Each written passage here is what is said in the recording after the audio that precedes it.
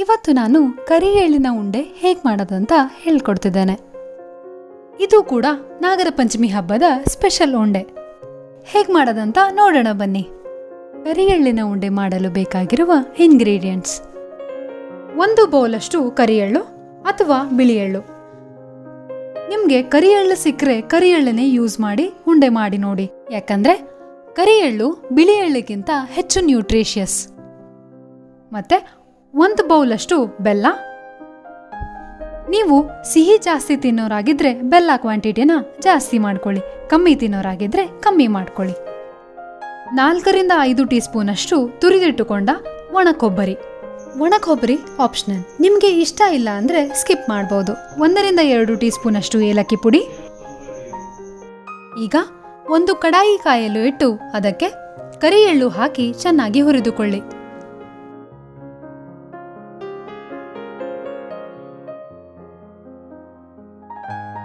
ಆಮೇಲೆ ಅದನ್ನು ಒಂದು ಪ್ಲೇಟ್ನಲ್ಲಿ ತೆಗೆದುಕೊಂಡು ಚೆನ್ನಾಗಿ ಹರಡಿ ಆರಲು ಬಿಡಬೇಕು.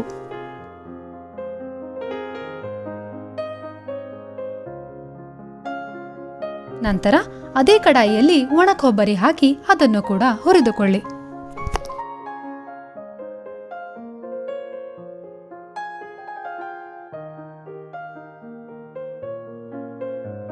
ಒಣ ಕೊಬ್ಬರಿ ಸ್ವಲ್ಪ ಕಂದು ಬಣ್ಣ ಬಂದ ನಂತರ ಅದನ್ನು ಪ್ಲೇಟ್ನಲ್ಲಿ ಹಾಕಿಕೊಂಡು ಆರಲು ಬಿಡಬೇಕು. ಕರಿ ಎಳ್ಳು ಆರಿದ ಮೇಲೆ ಒಂದು ಮಿಕ್ಸರ್ ಜಾರ್ನಲ್ಲಿ ಹಾಕಿ ಚೆನ್ನಾಗಿ ಪುಡಿ ಮಾಡ್ಕೊಳ್ಳಿ. ಆಮೇಲೆ ಜಾರ್ನಲ್ಲಿ 1 ಬೌಲಷ್ಟು ಬೆಲ್ಲ, 1 ರಿಂದ 2 ಟೀ ಸ್ಪೂನ್ ಅಷ್ಟು ಏಲಕ್ಕಿ ಪುಡಿ ಹಾಕಿ ಮತ್ತೆ ಪುಡಿ ಮಾಡ್ಕೊಳ್ಳಿ.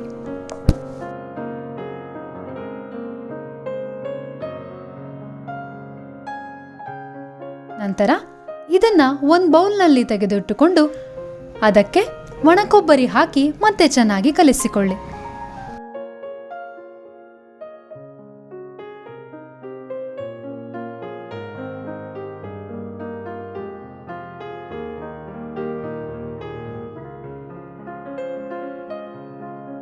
ಈಗ ಒಂದೊಂದಾಗೆ ಉಂಡೆಯನ್ನು ಕಟ್ಟಿಕೊಳ್ಳಿ.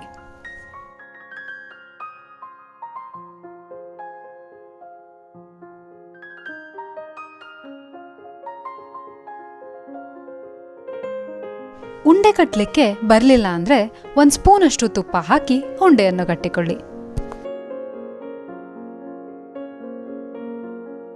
ಕರಿ ಎಳ್ಳು good source of fibre, good source of B vitamin and it is also rich in omega 3 fatty acids. ಈ ಉಂಡೆನ ದಿನ ಒಂದು ತಿಂದರೆ ನಿಮಗೆ ಯಾವ ಡೈಜೆಷನ್ ಪ್ರಾಬ್ಲಮ್ಸು ಬರೋದಿಲ್ಲ.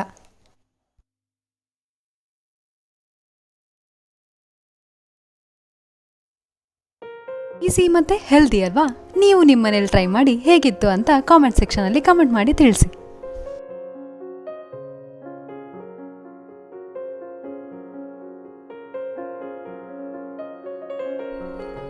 ನಿಮಗೆ ಈ ರೆಸಿಪಿ ಇಷ್ಟ ಆದರೆ ಲೈಕ್ ಮಾಡಿ, ಶೇರ್ ಮಾಡಿ, ಸಬ್ಸ್ಕ್ರೈಬ್ ಮಾಡಿ, ಬೆಲ್ ಐಕನ್ನ ಪ್ರೆಸ್ ಮಾಡೋದು ಮರಿಬೇಡಿ.